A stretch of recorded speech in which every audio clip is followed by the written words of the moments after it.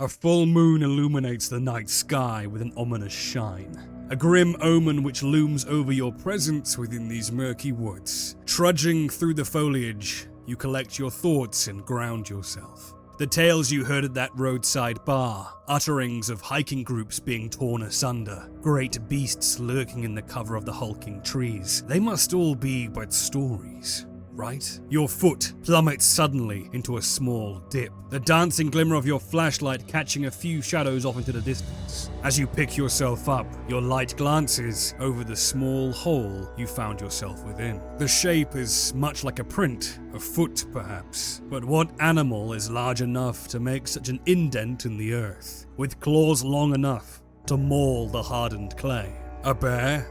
A lion?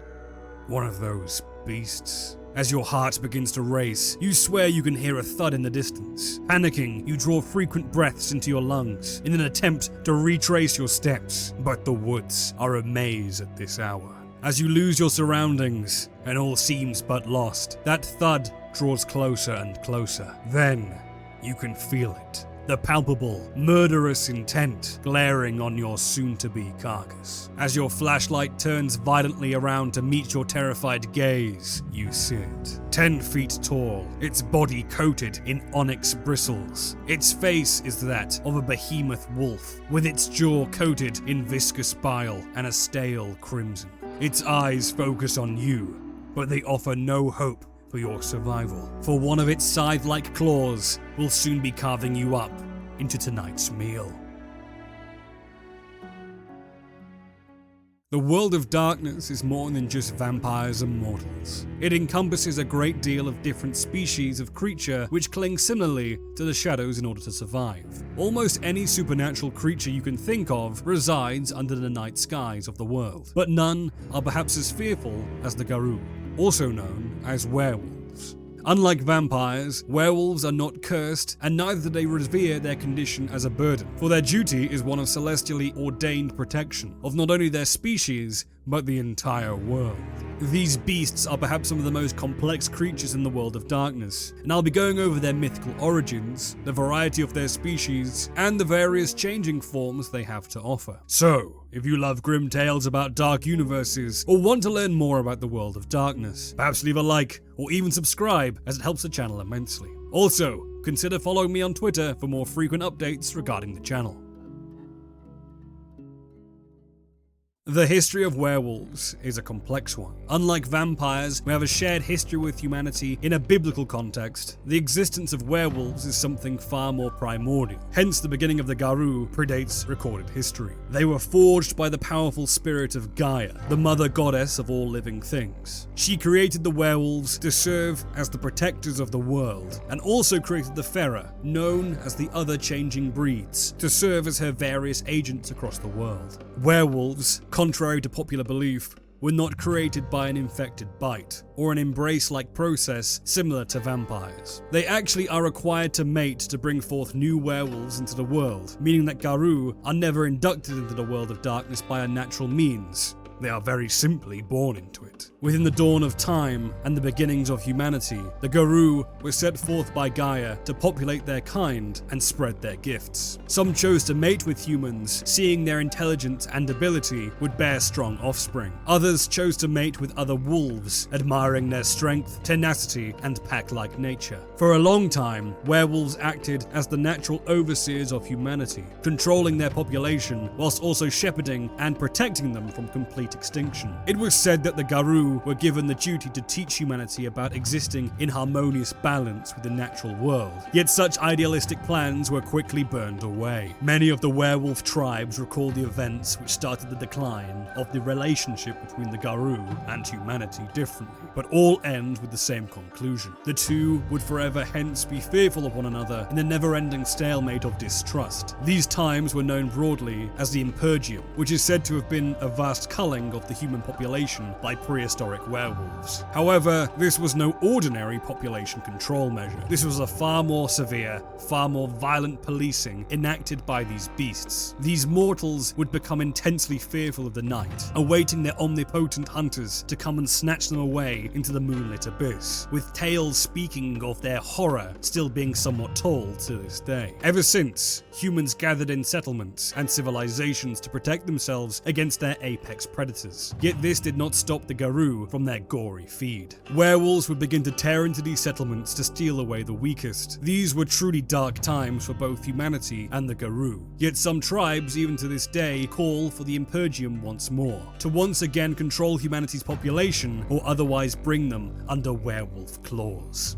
A lot of these foundation tales of werewolves are passed down in an oral tradition, with stories relayed by both humans and their ancestors and the Garou themselves. However, Gaia did not just create werewolves to protect the Earth. The Fera, as mentioned prior, were a mixture of changing species from a variety of different animals, which were given independent tasks within the natural world to protect Gaia against the destructive presence of the worm, a spiritual essence so powerful that it is said it will eventually be the undoing of the entire world. Each Fera had its role alongside the Garou. The ravens would survey the world as Gaia's eyes, the boars would root out the worm's corruption before its malignant power could take hold, and so on and so forth. It came to pass that the Garou saw these creatures and their roles as inferior to their own, or that they could undertake them solely. What came to pass was a violent, bloody war between the species, known as the War of Rage. This crusade was less of a war and more of a brutal massacre, as the werewolves completely annihilated many Fera breeds into complete extinction, and depleted many species so severely that they're only known as legends to this day. However, in their hubris, the werewolves, whilst believing they had overtaken their natural competitors, were ill-suited for the vast array of roles the Fera had occupied. Thus, whilst the Garou won the War of Rage with ease, it would be the first time that the worm would be able to latch its celestial claws into the world, causing many millennia of strife, pain, and destruction. Yet this would not be the only downfall for the Garou in these dark and bloody times. Whilst the werewolves fought their bitter war, humanity had, in their equally troubling times, came up with their own lethal deterrent to these horrific beasts. Many don't know where exactly these first weapons came into being, or whether they were aided by other supernatural forces, but what is for certain is that humanity's resolve to fight back was made crystal clear, and they would fight back with blades of silver in their hands. Suddenly, werewolf hunting rituals were stifled, as any werewolf entering human settlements with the intention to massacre and feed would be met by the sharp supernatural blades, which would be their ultimate undoing.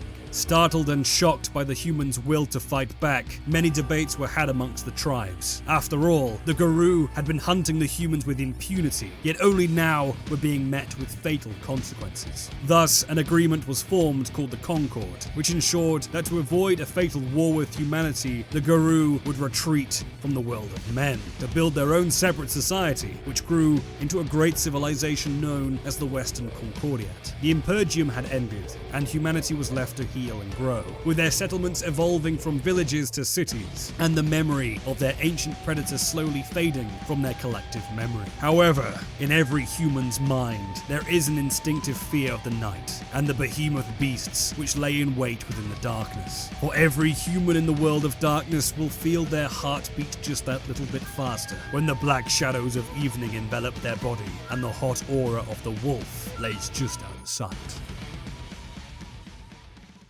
For the unacquainted, you may be wondering, why were humanity so fearful of the Garou? Popular culture and media will tell you that werewolves are simply people that can shapeshift into wolves. And whilst that may have fearful connotations, it is not exactly the stuff of nightmares. The difference between what you may believe to be a werewolf and a Garou within the world of darkness is the sheer destructive power just one of these creatures can exert. It's said that only an elder vampire can go toe-to-toe with just one of these beasts, and many young vampires would be needed to just keep one at bay. There are 5 different forms a werewolf can utilize, and whilst each is different in scale, they are all uniquely different in terms of their use and purpose. The first form is called the Homid, a form unique simply because it is the de facto masquerading form. Within the Homid form, a Garou can assume the body of a human, indistinguishable from any other mortal. They can walk within human civilizations as any mortal would, without fear of scrutiny or persecution. The second is called the Garou form.